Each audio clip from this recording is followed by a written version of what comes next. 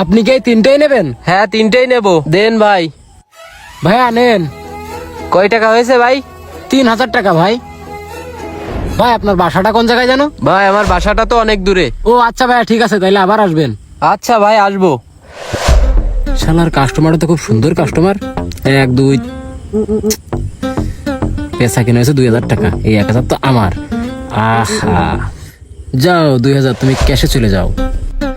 মাঝে মাঝে ভাই যদি দোকানটা এইভাবে আমার কাছে দিয়েতে যাই, তাইলে আমিও তো এরকম একটা দোকান দিতে পারবো। বন্ধু, সব ঘটনা খুলে বলতো আমার কাছে কি হয়েছে। কি হয়েছে তাহলে শুনবি? আচ্ছা ঠিক আছে, শোন। কি খবর? কোনে যাচ্ছিস? এই তো ভাই একটু ব্যাংকে যাচ্ছি। দোকান খোলা না বন্ধ আছে? খোলা ভাই, একটা কর্মচারী রাখিছি তো, খোলাই আছে। কারে রাখিছো? পরিচিত কেউ? না ভাই, পরিচিত কেউ না, আমার এক বন্ধু আছে, তার পরিচিত। তার দিয়ে কিভাবে বিশ্বাস করলে? এখন ভাই কি করব বলেন? কারে বিশ্বাস করব? একা একা তো পাইরে দিনা ভাই, ওই জন্য দোকানে রাখছি। তাইলে তোমার দোকানে যাই আমি। ছেলেটা কেমন অনেস্ট, একটু দেখে আসি। আসলে ওর উপরে দোকান ছাড়ছি, ওরে তো পরীক্ষা করার দরকার আছে। ভালো একটা প্ল্যান ভাই। আচ্ছা, তাইলে আমি কেনাকাটা করে আসি। হ ভাই, যান কেনাকাটা করে আসেন আর জানায়েন। আচ্ছা, কত টাকা বিল হয় তোমারে জানাবানে।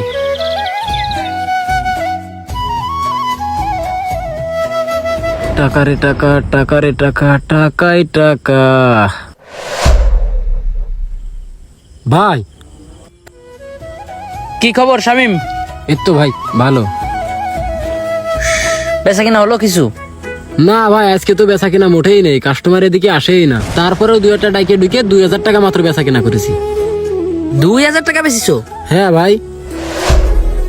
আচ্ছা ঠিক আছে, তোমার ওই আতার বাইরে একটু বিকালে আসতে বইলো, একটু কথা আছে। হ্যাঁ ঠিক আছে ভাইয়া। দুনিয়া। এখন বল, দোকানের কর্মচারী যদি এই স্বভাবের হয়, তাহলে দোকানটা কি চলবে? বন্ধু, আমি তোরে বিশ্বাস করে ওরে রাখছিলাম। প্রথম 2 দিন খুব ভালো সার্ভিস দিছে, কিন্তু লাস্টে আমার কাছে ধরা খেয়ে গেছে। ভাই, কাজটা কি তুই ঠিক করলি? তোরে উপকার করে কি আমি ভুল করছি? বল আমার দোষটা কি? কেন এমন করলি তুই? আমার মাথাটা নিচে করে দিলি তুই। এই যে ভাই, তোমার ভিতরে যদি সততা না থাকে, আমি লিখে দিলাম ভাই, তোমার উন্নতি কোনোদিনও হবে না। তোমরা যে চতুর, উন্নতি কিরাম করে করবো। এই যে দোকানটা দেখতেছো না, এর থেকে ছোট্ট একটা দোকানের কর্মচারী ছিলাম আমি।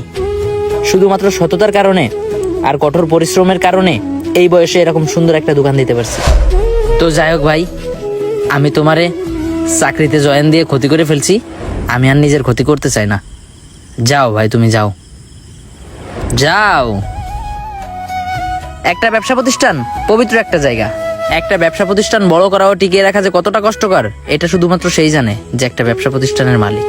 ব্যবসাকে টিকিয়ে রাখার জন্য অনেক দোকানদার আছে এমন, যারা বেচা কিনা না হইলে না খেয়ে থাকে, আর সেই স্বপ্নের প্রতিষ্ঠানগুলাতে কিছু অসৎ কর্মচারী ঢুকে ক্ষতি করতে থাকে।